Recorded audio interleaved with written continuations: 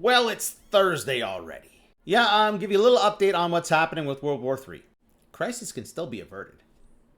I'm going to show you some numbers on where we stand with the affordability crisis. And since this floor crossing is top of the mind for many people, I'm going to go over recent floor crossings. There's an interesting trend. All right, first up, your war update. Senior Russian lawmaker says Moscow just delivered new air defense systems to Venezuela. Venezuela pleaded for help, and that's what they got.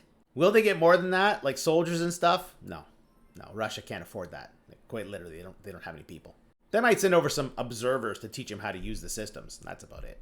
Oh, and you'll recall last week after the meeting in Asia between Trump and Xi Jinping, Trump said they're going to resume nuclear testing.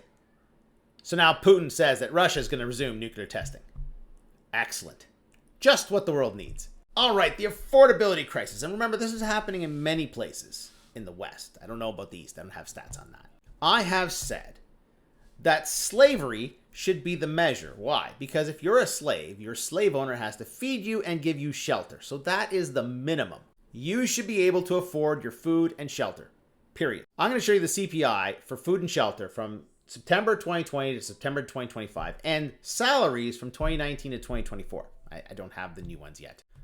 There's food on top, there's shelter right below. That's 5 years ago. That's now. And that's the salaries we're going to use, that weekly income. Food has gone up 29.4%. Shelter has gone up almost 28%. Pay has gone up 13%. Do you understand what the problem is now? I point this out because I'm tired of people saying that the problem is you spend money on things you don't need. The avocado toast crowd. The basic necessities of life, food and shelter, have grown over the last 5 years at double the rate of pay. Because, 13 times 2 is 26. If food has gone up 29% and shelter's gone up 28%, that's more than double this. And of course, there's a threat that AI is going to take jobs. And with high unemployment, companies have leverage to lower pay.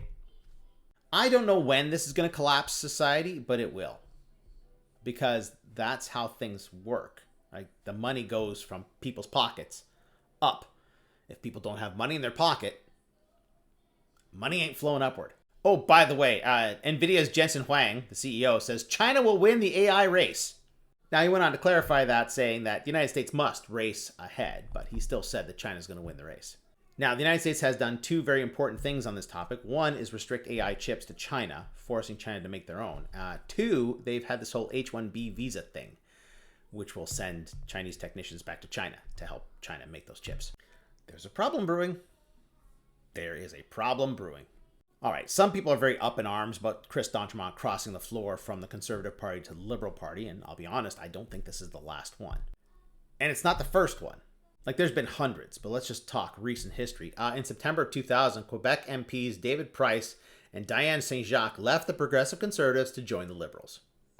Former Progressive Conservative Andre Harvey, who left the party to sit as an independent months earlier, also joined the Liberals that month. In 2003, Conservative Scott Brisson crossed the floor and became a Liberal. Belinda Stronach became a Liberal. This one, David Emerson, he became a Conservative just 2 weeks after he won a federal election as a Liberal. And recently, under Justin Trudeau, Leona Aleslev crossed the floor from the Liberals to join the Conservatives in 2018. Maybe I'm wrong, but I don't recall the Conservatives being very upset about this at the time. And 2021, Fredericton MP Jenica Atwin left the Green Party to join the Liberals. What do all these crossings have in common? These people were upset with their leader. Whether it's conservatives becoming liberals or liberals becoming conservatives, it all comes down to faith in the leader. This is going to be an interesting vote, because I think that for the Conservative Party, this will go down as a referendum on Pierre Poilievre's leadership.